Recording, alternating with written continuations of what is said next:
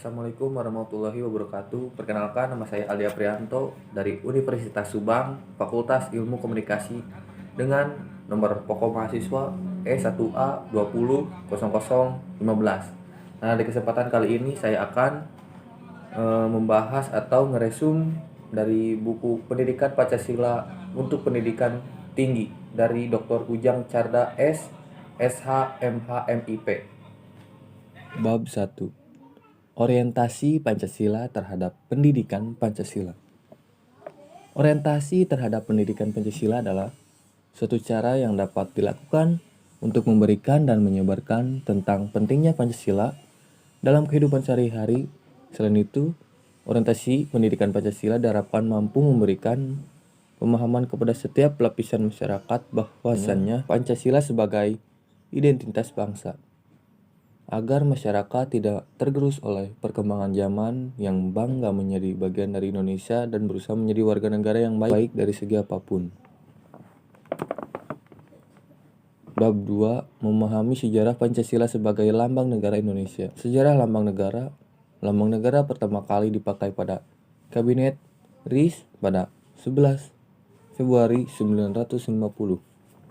Kemudian pada 15 Februari 1950 diperkenalkan pada pertama kalinya di Hotel Des Indes Jakarta agar rakyat Indonesia semangat yang kuat untuk membebaskan Ibu Pertiwi dari penjajah.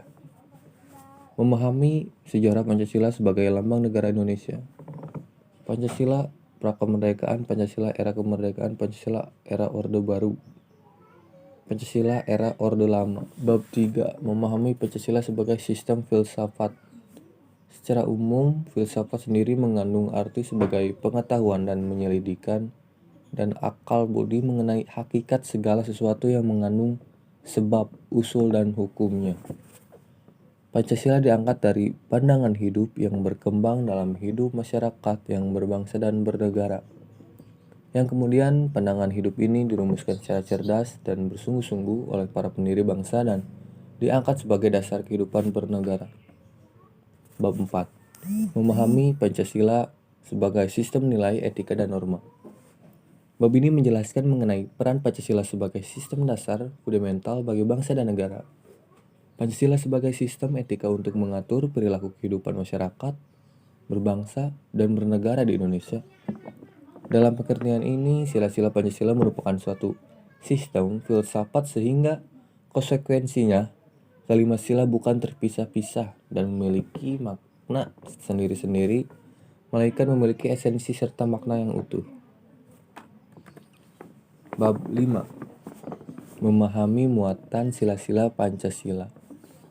Pada hakikatnya, Pancasila merupakan suatu kesatuan yang mana sila yang satu tidak dapat dilepaskan dari sila-sila yang lain. Keseluruhan sila di dalam Pancasila merupakan suatu kesatuan yang bulat, tidak bisa dipisah ataupun dipecah belah. Setiap sila dalam Pancasila mengandung nilai dan muatan untuk dijadikan pedoman hidup berbangsa dan bernegara. Bab 6. Memahami Pancasila sebagai ideologi bangsa dan negara. Poin A. Pengertian ideologi. Ideologi berasal dari kata ide yang berarti gagasan atau logos artinya ilmu. Secara harfiah, ideologi artinya ilmu pengertian dasar. Poin B. Makna ideologi bagi bangsa. Ideologi selain sebagai sumber motivasi juga merupakan sumber semangat dalam berbagai kehidupan negara. Poin C. Memahami makna Pancasila sebagai ideologi negara dari putusan MK nomor 100 PUU 2013. Mahkamah Konstitusi Republik Indonesia melalui putusan tersebut telah memeriksa perkara konstitusi pada tingkat pertama dan terakhir, lalu menjatuhkan putusan dalam perkara pengujian UU nomor 2 tahun 2011 tentang perubahan atas UU nomor 2 tahun 2008 tentang partai politik atas permohonan yang menguji pasal 34. Bab 7. Memahami demokrasi Pancasila. Poin A. Perkembangan demokrasi di Indonesia. Konsep demokrasi semula lahir dari pemikiran mengenai hubungan negara hukum di Yunani kuno. Konsep demokrasi. Pengertian demokrasi Pancasila, prinsip-prinsip demokrasi Pancasila, penerapan demokrasi Pancasila di Indonesia. Bab 8. Memahami hak dan kewajiban asasi manusia dalam Pancasila. Poin A. Sejarah perkembangan hak asasi manusia. Poin B. Istilah dan pengertian hak asasi manusia diperkenalkan oleh Roosevelt ketika Universitas Declaration of Human ketika dirumuskan pada tahun 1948 sebagai pengganti istilah The Rights of Man. Bab 9. Memahami Pancasila dalam sistem ketatanegaraan Indonesia. Pancasila memiliki kedudukan di setiap sistem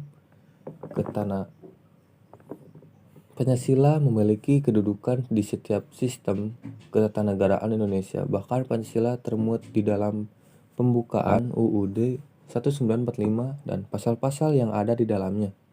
Oleh karena itu, dalam setiap pembuatan kebijakan atau keputusan harus diperhatikan nilai-nilai Pancasila. Hubungan antar lembaga negara pun diatur dalam UUD 1945. Bab 10. Refleksi Pancasila sebagai paradigma reformasi dalam kehidupan bermasyarakat, berbangsa, dan bernegara. Paradigma adalah asumsi-asumsi teoritis yang umum dan hukum-hukum serta teknik-teknik untuk penerapan yang diterima oleh para anggota suatu masyarakat ilmiah. Reformasi harus memiliki tujuan, dasar, cita-cita, serta platform yang jelas bagi bangsa Indonesia. Nilai-nilai Pancasila itulah yang merupakan paradigma reformasi total tersebut. Pancasila dijadikan filter arus globalisasi sehingga masyarakat Indonesia dapat memanfaatkan globalisasi sebaik-baik memajukan bangsa. Nah, seperti bab di atas, Pancasila merupakan dasar negara yang mempersatukan bangsa sekaligus bintang penuntun. Pendidikan Pancasila merupakan pelajaran yang memberikan pedoman kepada setiap insan untuk mengkaji, menganalisis, dan memecahkan masalah-masalah pembangunan bangsa dan negara. Dalam perspektif nilai-nilai dasar Pancasila sebagai ideologi dan dasar negara Republik Indonesia. Nah, sekian dari saya, Ali Prianto. Wassalamualaikum warahmatullahi wabarakatuh.